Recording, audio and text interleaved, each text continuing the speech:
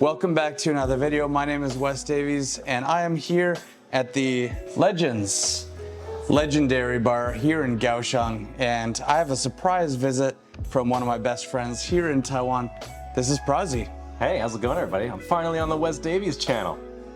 We have these years of waiting. We've tried so many times, man. To film, yeah. We did this whole interview months ago and the audio wasn't working, so finally we can get this one out. How are you doing, man? I'm doing good, man. It's always good to see you. Always good to see you too. What are we here to talk about? Let's jump right into it. Let's not keep them waiting any longer. Well, what I wanted to talk about today was, as far as I can tell, you and I have come to Taiwan at almost exactly the same time. Yeah, around the same time. Like 2017-ish. November, December 2017. Yeah, it came in October. So our 5-year anniversary is now. It's come and gone at this point. That's true. Xin and Kuala, Happy New Year. Since we've come to Taiwan for now 5 years, I think we both have some interesting things to say about living here in Taiwan. So you want to do like a 5-year in Taiwan review. What was your first impression of Taiwan when you first got here? When I first got to Taiwan, this was 2008. I had just graduated from university. I had never traveled to Asia. Right. So I thought the whole thing was absolutely fantastic. Stars in my eyes, like every single temple I saw, I was like, every single new food, I was like, I've never seen anything like this before. I wish I had a YouTube channel back then, back in 2008, when I was 22 years old, full of enthusiasm. But do you think that's more of a reflection on you growing up and getting older, or more of a reflection on Taiwan being more lame? Do you think there's 20-year-olds coming to Taiwan doing that now? I don't know any 20-year-olds. That's true. It's weird moving on with your life and hanging out with people your age, and it's like the 20-year-olds are now off limits. Do you feel like life has slowed down a lot then? It's definitely slowed down. At what point do you feel like those rose-tinted glasses, those sparkle in your eyes sort of started to fade, and you know, there's a certain stage of your life that you're sort of as expected to hit? And I think that doing that in Taiwan is really unique, because you look at all your friends back home getting married and having kids and having a house and a car and doing the things that you're supposed to do in life, and you look at your own life here in Taiwan, where I like the way that Lucas puts it. It's like it's a 5-year-long, or however long you've been here, long summer camp that you just never left. Nothing about life here is taken that seriously. You know, like buying a house, getting married. Why would I do that? I'm in Taiwan. I'll do that when I go back home. And that's fine. I'm saying, like, for some people that's fine.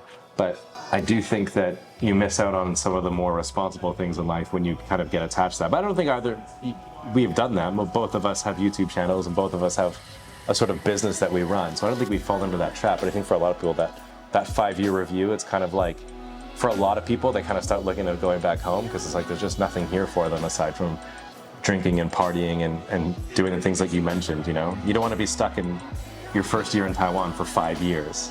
Do you think people use living in Taiwan as an excuse to prolong those years, like almost like your 20s? 100%. There's so many people like that. Like, Taiwanese people don't have a good idea of what you're really all about and what your culture's about, and so people can kind of do whatever they want. And I think a lot of people go off the deep end because there's nothing socially holding you back. But I think if you're doing that back home, if you're dating a bunch of different women and you're drinking all the time and you're just living this wayward lifestyle, your friends and your family might be like, hey man, like, you kind of don't do it because it's socially unacceptable. There are restraints holding you back from doing, quote unquote, whatever you want, taking the pleasures in life without any of the responsibility or any of the consequences. Whereas here in Taiwan, all of those social shackles have been broken.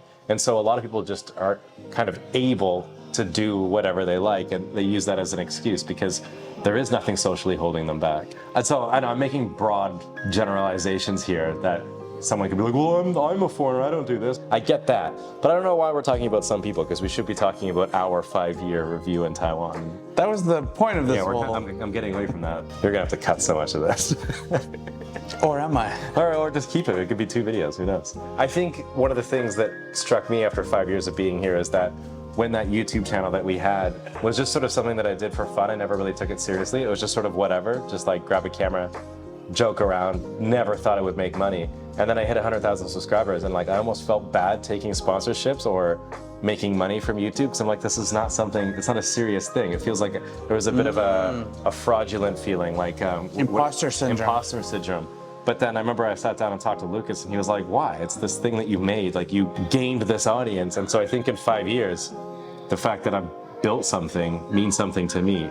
So I think back my first year in Taiwan, life didn't really matter. I was just teaching. I still had my YouTube channel, but wasn't really gaining anything monetarily from it. Like I have nothing to drive for. There was nothing to seek. It was just sort of living life. Well, there's something nice about that. But now after 5 years, I actually have something concrete that I can work on and have a drive towards. And there's a goal there.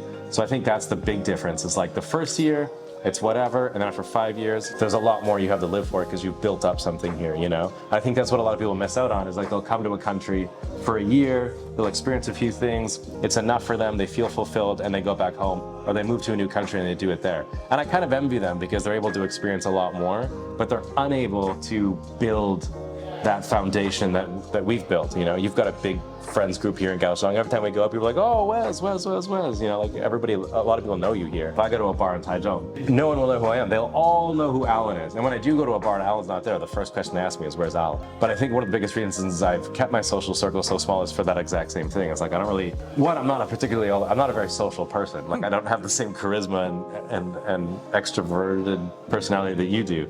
So I have a really hard time warming up to people. But the other part of it as well, I think, is that fear of like, I build too many roots in Taichung and then I'm unable to leave. So what would you say, okay, let's bring this back. 5 years in Taiwan. Mm-hmm. Do you think you'll be here for more than 5 years? Yeah, I think I'll be here longer. I think the other thing too is like, along with the social group, the audience that we've built is primarily Taiwanese. Back in China, my audience was primarily American, and now I've built up more of a Taiwanese audience. And so I think for me to like say, go live in Japan and have to do that all over again would be really difficult. So I'm not totally close to the idea of moving somewhere else, but I think I have no reason to move anywhere else. And I know Taiwan and I'm comfortable in Taiwan. Well, I think what it is you have to attain escape velocity. You have to gain an audience so big that you can go somewhere else and be a YouTuber. And we don't have that in Taiwan. And we don't have that yet. We don't have escape velocity. We don't have the ability to go to Japan and maintain the views. They would definitely drop, you know? It's like starting from zero. I think the goal for a lot of people is to escape Taiwan. I mentioned escape velocity before.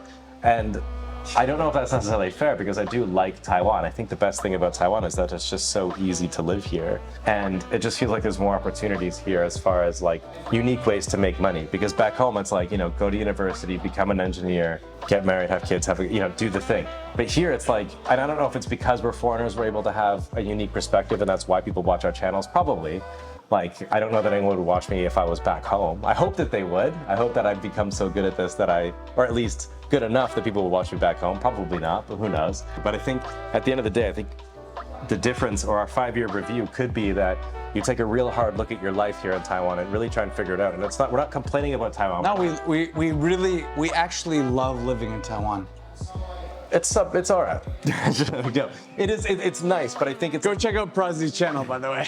He'll let you know what's going on. Yeah, but I do think after 5 years, you do start to look at the realities of life here. Because if you're just doing the same thing you were doing a year ago, then you're kind of just wasting your time, you know? So, yeah.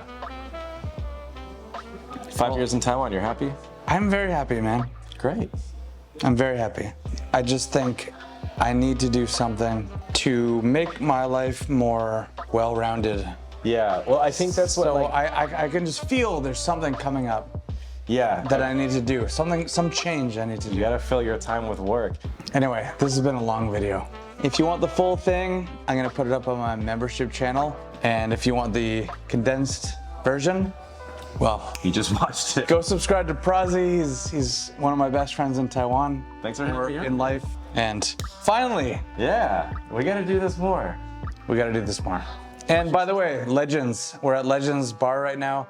Henry is awesome, he's the owner, and they have some of the best food in Kaohsiung. So come on over, you're gonna have yourself a great time. Like, subscribe, and we will see you in the next video. Bye-bye.